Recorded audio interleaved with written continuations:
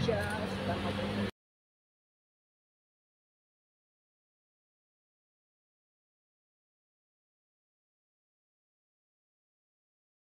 Ini di Villa Aman pas Mbak Ica sama Mas Ikang ulang tahun. Terus kita tuh weekend ke sana nggak dapet tempat 2 tahun yang lalu.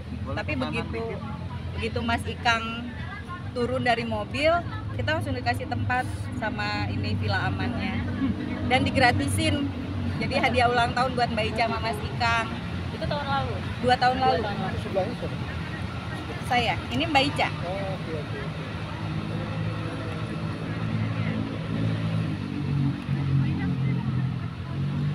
Oh, ini pas lagi corona ya? Setelah ya, cuma kita masih disuruh pakai masker kan.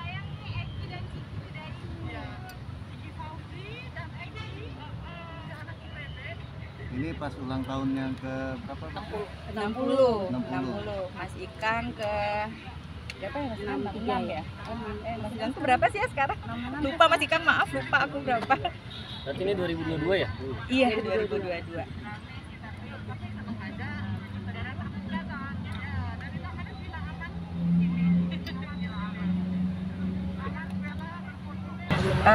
Jadi Mbak Ica tuh kan tanggal 15 Oktober ulang tahun, Mas Ikang tanggal 23. Nah terus kita tuh akhir bulan ini saya sama Mbak Ica tuh rencananya mau birthday trip gitu ke Singapura sama KL.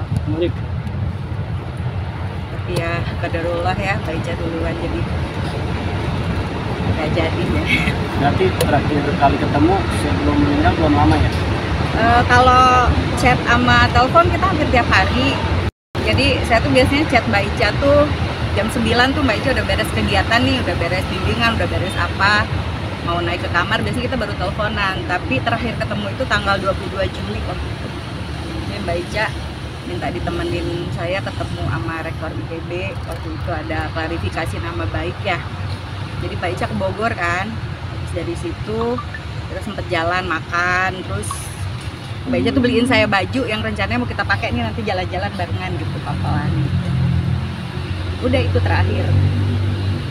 Tapi Mbak Ica kalau mana-mana kan pasti, Mbak aku ke Jogja ya, aku ke Klaten, aku kemana. Dia selalu ini sih info ya. Sosok almarhumah semasa hidupnya seperti apa mungkin sebagai Baik banget lah, udah nggak bisa diomongin ya. Saya tuh sebenarnya baru 10 tahun sahabatan sama Mbak Ica. Itu juga gara-gara saya sebenarnya temenin Ciki. Kita di komunitas bareng tuh kenalin. Jadi 10 tahun saya baru sahabatan sama Mbak Ica. Cuma yang sahabatan tuh bukan saya sama Mbak Ica aja. Jadi Mas Ikang sama suami saya, Ciki Bella sama anak-anak. Jadi kalau suka lihat Mbak Ica ke Sentul gitu kan, itu berarti ke rumah saya gitu. Saya kadang ke Bintaro. Ya kayak ulang tahun gini nih biasanya saya tuh udah Mbak Ica pengen kue apa nih, saya bikinin nanti ininya di Bintaro. Atau misalnya kalau Mbak Ica sibuk, nanti akhir bulan sekalian sama Mas Ikang ulang tahun ke Sentul gitu.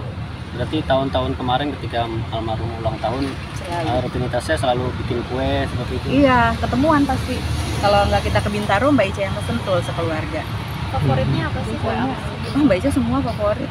Semua favorit. Apa tuh salah contohnya? Sus mininya ini momina, terus tiramisu, terus chicken kiss,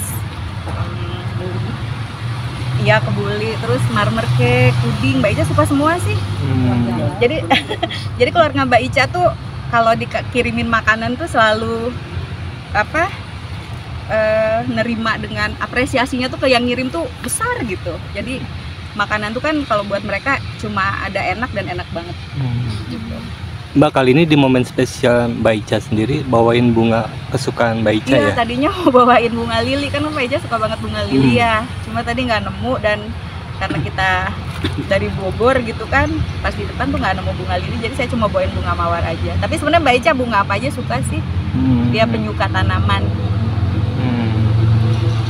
Bu, hari ini kan momennya berbeda gitu kan, merayakannya pun juga berbeda, apalagi sempat ada rencana untuk trip bareng gitu. Itu bagaimana Bu menanggapi? Sedih sih, tapi apa ya? Saya yakin Mbak Ica udah tenang lah ya di sana ya. Jadi kalau kita sedih terus-terusan nanti Mbak Ica sedih. Jadi Mbak Ica tuh kan sering ngomong kematian tuh dari 2 tahun yang lalu ya. Jadi menurut saya Mbak Ica tuh orang yang paling siap meninggal. dia kayak udah siap gitu. Kapan aja dia diambil dia siap. Dia juga bilang kayaknya gue sama Ikang gue duluan deh yang mati gitu. Tapi nggak apa-apa kalau Ikangnya redo kan gue jadi masuk surga gitu. Jadi apa yang dia pengen tuh kayak kelaksana gitu, meninggal dalam tidur, nggak repotin orang, nggak sakit dulu, lebih dulu dari Mas Ikang gitu ya. Dan dia nggak ini sih kematian itu bukan sesuatu yang menakutkan buat dia. Emang dia tunggu gitu. Siap ya dia. Siap, dan dia tuh selalu bilang pokoknya kalau gue meninggal lo nggak boleh nangis ya. Dia nggak suka kan, dia nggak suka orang yang mellow kan kalau Mbak Ica. Nggak suka orang yang jual kesedihan gitu, nggak suka dia. Jadi dia juga pengen pas dia meninggal nggak usah nangis ya gitu. Tapi kan nggak bisa ya kalau nggak nangis.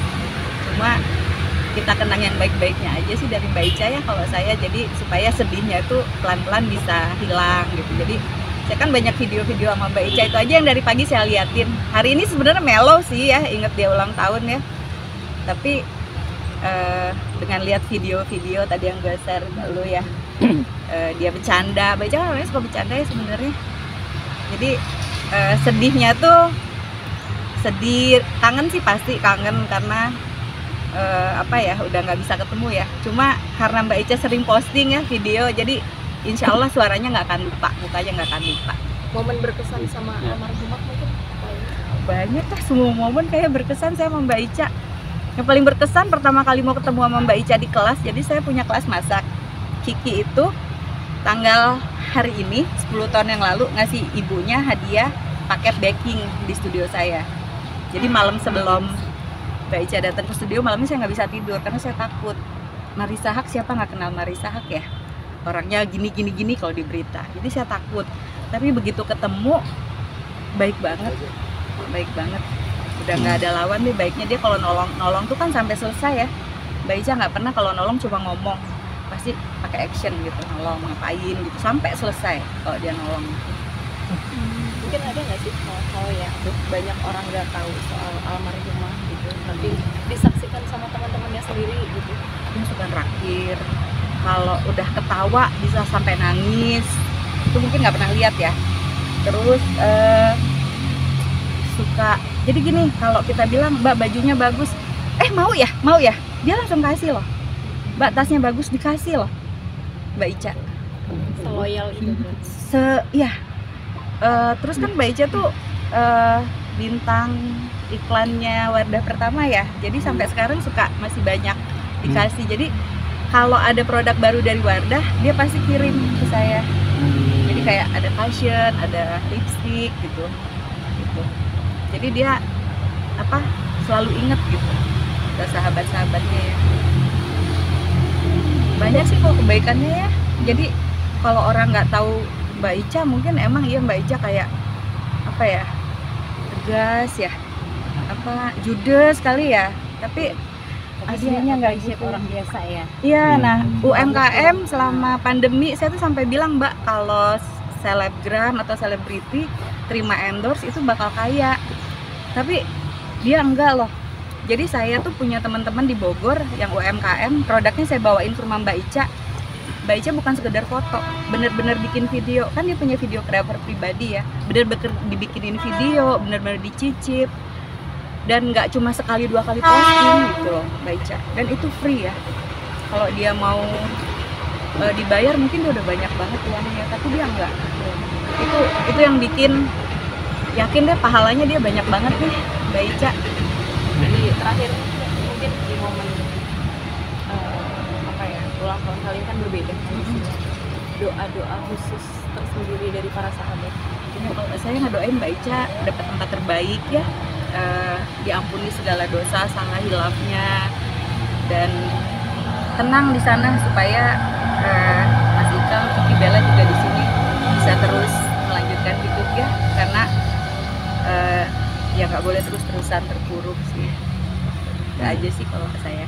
Oke, Terima terima kasih. kasih. Ya, Terima kasih Mbak. Oh, saya Imelda. Imelda. Imelda Sonia. Imelda Francisca. Imelda dan Sonia. Oke.